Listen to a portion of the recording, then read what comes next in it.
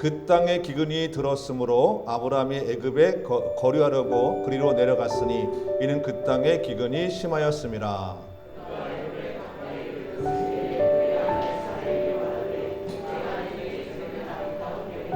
애굽 사람이 그대를 볼 때 이르기를 이는 그의 아내라 하여 나는 죽이고 그대는 살리리니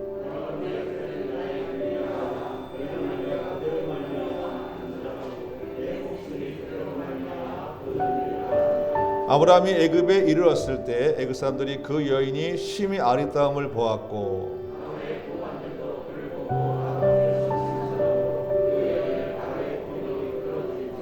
이에 바로가 그로 말미암아 아브라함을 후대함으로 아브라함이 양과 소와 노비와 암소 나귀와 낙타를 얻었더라.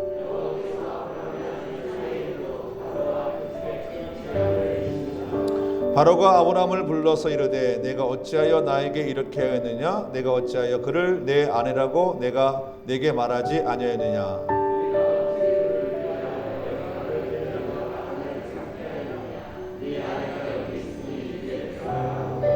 함께 있습니다. 바로가 사람들에게 그의 일을 명하며 그들이 그와 함께 그의 아내와 그의 모든 소유를 보내었더라. 아멘. 오늘 말씀의 제목은 하나님은 무조건입니다. 하나님은 무조건입니다. 하나님은 무조건 누구의 편이시죠? 내 편이십니다. 아멘. 그렇죠. 하나님은 무조건 내 편이십니다.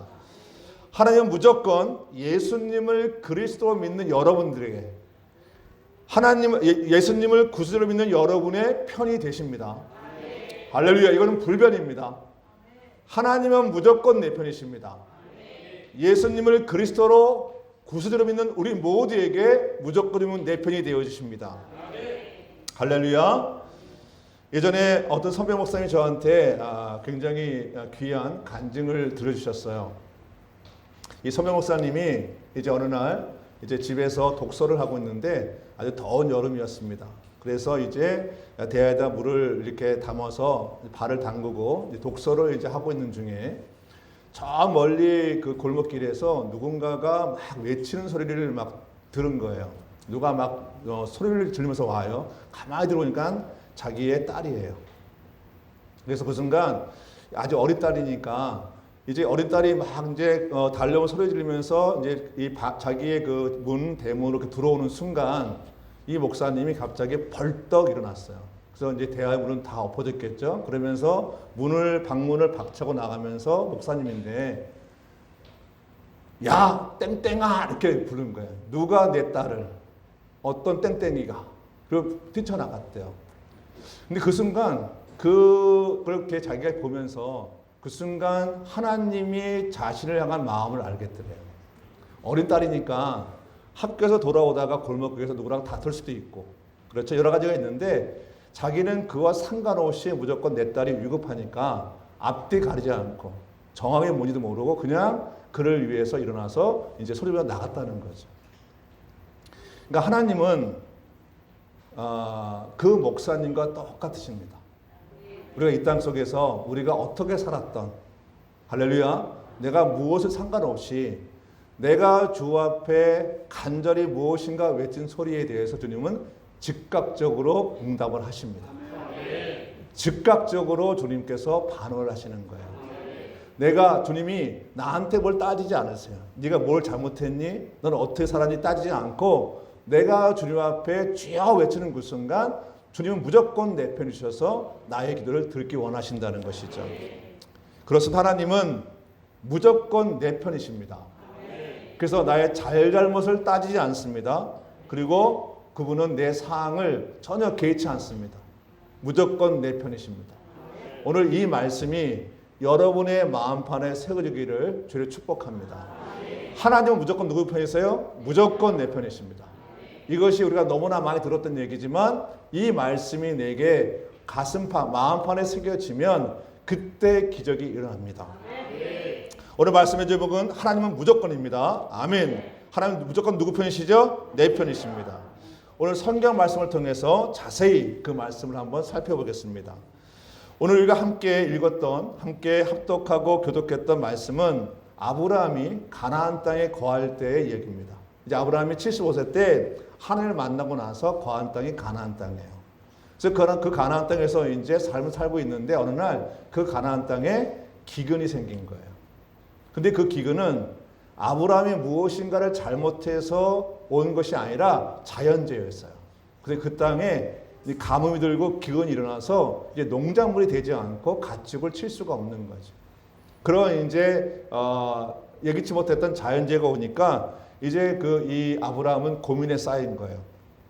이걸 어떡하지? 그러다가 어느 순간 보니까 이 기근이 너무 심각해서 조금만 지나면 자신뿐만 아니라 가족들이 다 이제 굶어 죽게 생긴 거예요.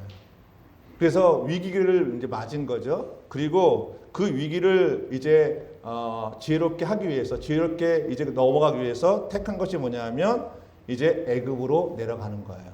그 당시 애굽은 강대국이었고 거기는 그래도 풍성한 것이 이렇게 있었기 때문에 그러가면 나는 굶어지지 않겠다는 마음속에 가족을 데리고 애굽으로 내려간 것입니다.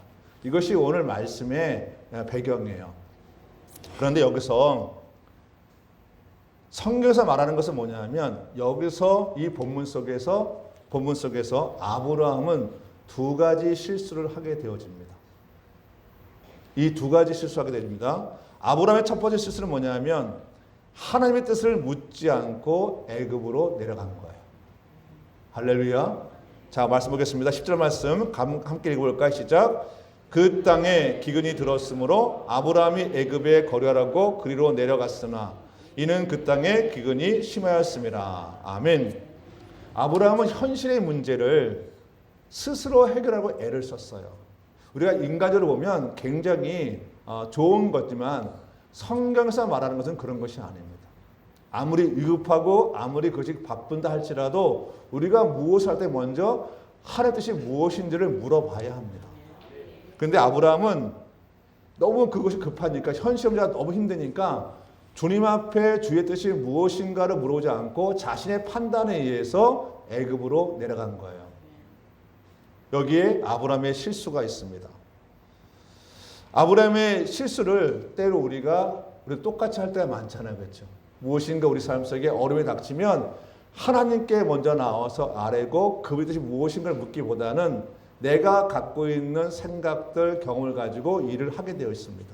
그것이 아브라함의 실수였고 그것이 누구나 할 수 있는 것이죠. 근데 그 실수는 그 배경에 뭐가 있냐면 우리 마음속에 아브라함 마음속에 하나님을 신뢰하지 못하는 마음이 들어있는 거예요. 하나님은 그 기운이 아무리 심해도 주께서 해결하십니다. 아멘. 할렐루야. 코로나도 해결하십니다. 아멘. 그렇죠.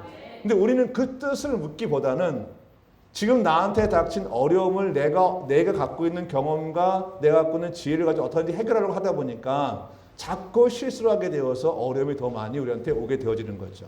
아브라함도 그런 실수를 하였습니다. 아브라함의 두 번째 실수는 뭐냐면 당장의 목숨, 자기 목숨을 보존하려고 자신의 아내를 누이라고 한 거예요. 자신의 아내를 사람들한테 누이라고 해라. 이렇게 얘기한 겁니다. 우리 14절 말씀을 볼까요? 함께 한번 읽습니다. 시작.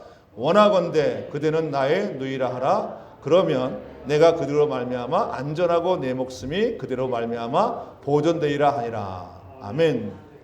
아브라함의 이런 모습은 자신의 아내를 타인에게 빼앗기는 수치와 모욕을 당해도 마음속에는 자신의 목숨을 보존하려고 하는 초라한 인간의 모습을 보여주는 거예요. 참 제가 남자지만 어떻게 몸둘 바를 모르겠어요.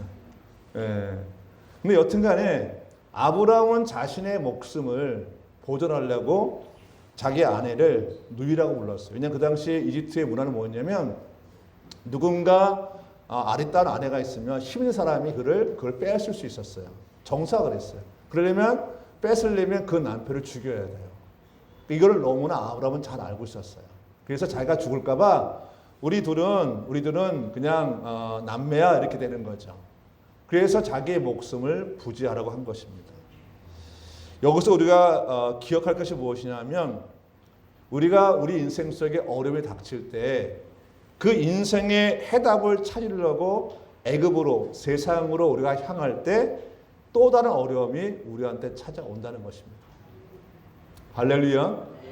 내가 그 문제를 해결할 애를 쓰는 그 순간부터는 내가 예기치 못한 다른 문제가 또 파생이 되어집니다. 아브라함도 그런 일을 겪게 되어진 거죠. 그리고 오늘 성경 말씀을 이렇게 쭉 보면 우리의 상식으로는 이해가 안 되는 부분이 있어요. 오늘 우리 한번 말씀하고 17절 말씀 함께 볼까요? 17절 말씀 시작. 여호와께서 아브라함의 사례의 일로 바로와 그 큰 집에 큰 재앙을 내리신지라. 아멘. 다시 한번 읽어볼까요? 시작.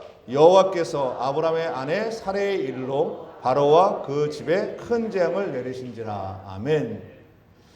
오늘 이게 무슨 얘기냐면 하나님이 이 사례를 보호하시려고 바로와 그 당시 애굽의 왕 바로와 그 가정에 큰 재앙을 내리신 거예요.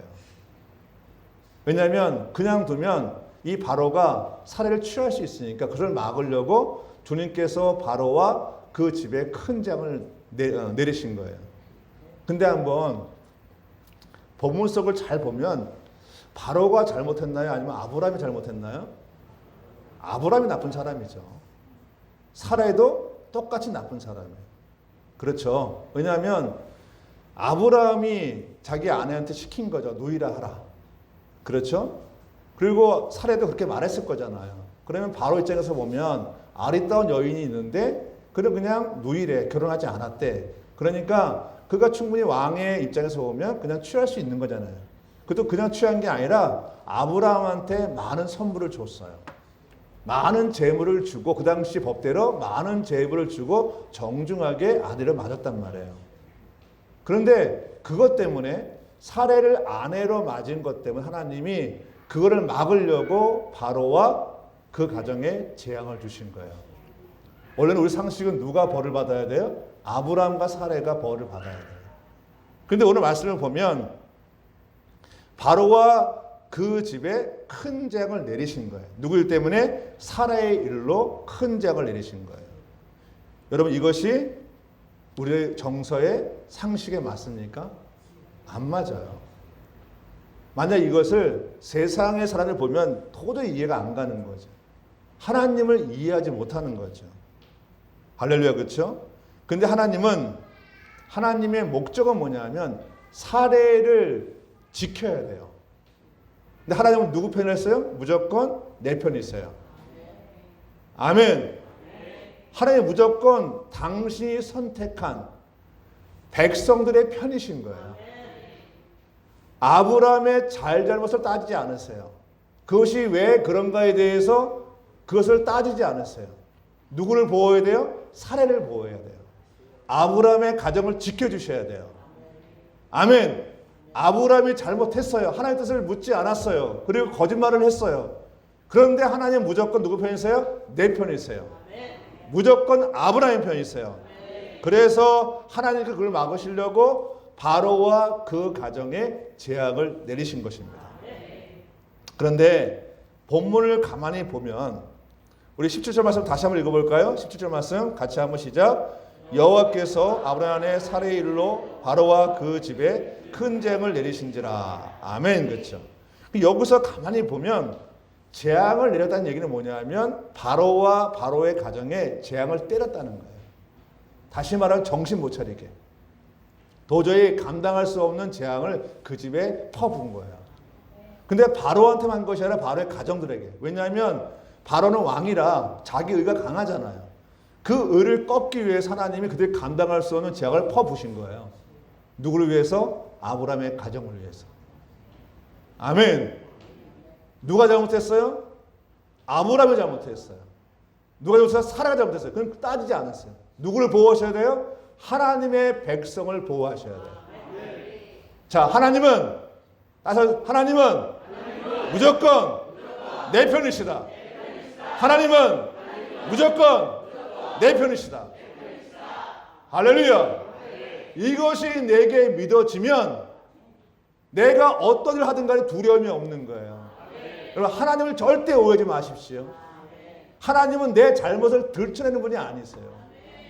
내 잘못을 따지는 것이 아니라 하나님 것이 뭐냐면 내가 주님 안에서 행복을 누리는 거예요. 아멘. 그렇죠. 하나님은 그 가정을 보호하셔야 되기 때문에 사례를 지켜주셔야 돼요. 그래서 주님은 아브라함의 실수를 따지거나 그의 잘잘못을 주님께 따지지 않으셨습니다. 하나님은 아브라함을 너무 잘 알고 계세요. 우리는 그를 믿음의 조상이라고 얘기하지만 그것도 그냥 피조물인 연약한 존재예요. 그는 아브라함은 유약하고 연약한 사람을 너무나 잘 알아요. 우리도 똑같죠. 내가 믿음의 얘기를 하고 내가 믿음의 기도를 하는 것 같지만 나도 역시 유약하고 나약한 존재예요. 할렐루야. 나도 실수할 수 있고 나도 잘못할 수 있어요. 그런데 오늘 우리와 같은 사람 아브라함에게 하나님이 그 행하신 일이 우리들에게도 똑같이 적용이 되어집니다. 아브라함을 보호하신 것처럼 우리를 보호하십니다. 아브라함의 편에서 우리의 편이 되시는 것이죠. 아멘. 그러면 하나님의 진심, 우리를 하는 하나님의 마음은 어디 있냐면 하나님은 비록 실수해서 애굽으로 내려갔지만 세상으로 갔지만 그 아브라함이 다시 돌이켜서 다시 하나님께로 돌아오길 바라시는 거예요. 다시 애굽에서 돌이켜서 가나안 땅으로 오기 원하시는 거예요. 다시 주의 마음은 그가 하나님을 떠났지만 다시 하나님 가서 예배하기 원하시는 거예요. 그게 하나님 마음이에요. 아브라함이 너 어떤 실수해서 이게 들쳐내 그런 하나님이 아니라 주의 큰 마음은 뭐냐면 아브라함이 속히 들어와서 나한테 예배하는 자가 되려 하는 것입니다. 그것이 바로 아브라함께 하는 하나님의 마음이에요. 그래서 아브라함의 위대함은 뭐냐면 이런 겁니다. 아브라함이 어떤 큰 일을 해서 위대한 것이 아니라 하나님의 그 마음을 너무 잘 알아서 비록 실수하고 잘못했지만 그는 하나님의 마음을 알아서 속히 마음을 돌이켜서 하나님께 다시 향하는 것. 그것이 위대한 신앙인입니다. 할렐루야. 우리는 때로 실수할 수 있습니다. 때로 잘못할 수 있습니다. 그러나 그것에 매이는 것이 아니라 내가 그것을 깨달았을 때 다시 주님께로 아브라함처럼 속히 돌아가는 것. 그것이 주님이 말하시는 위대한 신앙인 것입니다.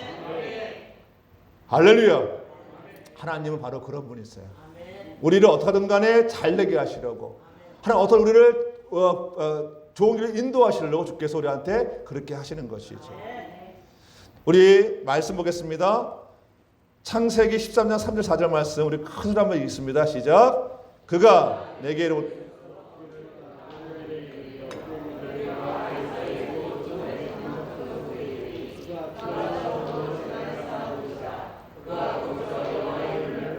아멘. 우리 다시 한번 차서 한번 읽어봅니다. 시작. 그가 네게부에서부터 길을 떠나 베델에 이르며 베델과 아이 사이 곧 전에 장막을 쳤던 곳에 이르니 그가 처음으로 제단을 쌓은 것이라 그가 거기서 여호와 이름을 불렀더라. 아멘.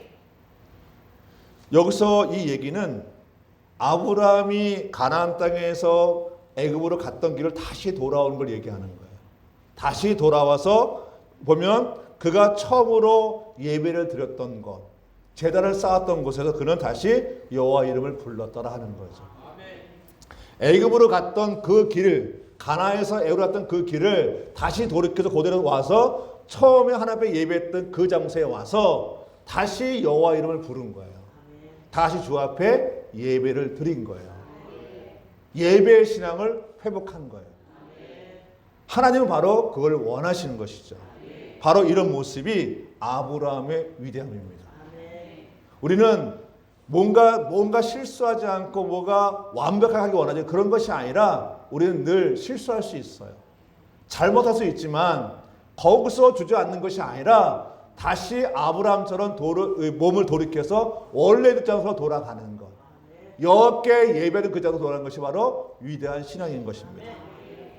오늘 하나님은 오늘 본문 사건을 통해서 아브라함이 하나님의 마음을 알기 원하신 것처럼 우리에게도 주님이 하나님의 마음을 알기 원하십니다. 하나님이 원하시는 건 예배 회복입니다. 여러분 그래서 여러분은 위대한 신앙인이신 거예요. 오늘 예배드린 여러분들은 위대한 신앙인이신 거예요. 할렐루야. 오늘같이 이렇게 비가 오는 날 사실 쉽지 않을 수 있잖아요. 고민할 수 있지만 여러분이 아브라함의 위대한 신앙을 따라서 오늘 예배하시는 거죠. 하나님 바로 이 예배를 통해서 우리의 신앙이 회복되기 원하시는 거죠. 그래서 여러분은 위대한 신앙을 지금 오고 계시는 것입니다. 하나님이 여러분을 기뻐 받으시고요. 여러분은 너무 행복한 모습으로 지금 바라보고 계십니다. 할렐루야. 하나님은 누구 편이시죠? 무조건 내 편이십니다. 이 예배를 통해서 모든 축복과 모든 보호는 하나님과의 관계가 회복되면서 그 복과 그 축복이 우리한테 임하게 되어 있습니다. 할렐루야. 여러분, 신앙은 정말 위대한 신앙은 주님께로 향하는 거예요. 주님을 만나기를 애쓰는 거예요. 그것이 바로 예배입니다. 지금 이 시대 속에서 우리가 다시 회복할 것이 뭐냐면, 회복해야 될 것이 무엇이냐면 바로 우리의 예배드리는 신앙을 회복해야 됩니다. 하나님의 성도는 바로 그 예배 신앙을 회복하셨습니다. 하나님 여러분의 앞으로 여러분 길 속에 복 주시고 여러분을 보호하십니다. 할렐루야. 우리 서로 박수 한번 서로 간에 동해 박수 보내겠습니다.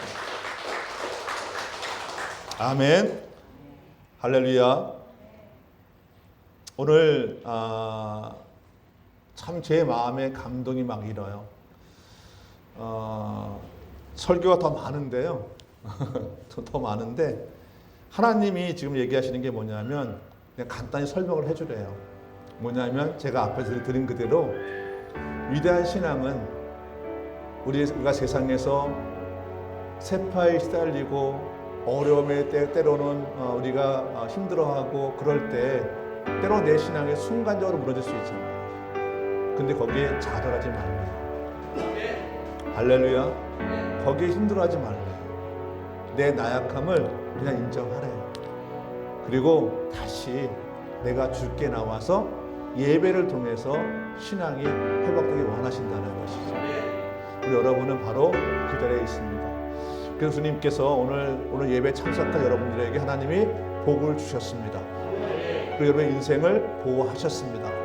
그리고 자녀들 잘되게 하셨습니다. 여러분의 사업터를 번창하게 하셨습니다. 여러분의 직업을 좋게 하셨습니다. 여러분의 자녀를 축복하셨습니다. 삶의 모든 영역에 오늘 사방에 비가 내리는 것처럼 그렇게 주님께서 복을 부어주셨습니다.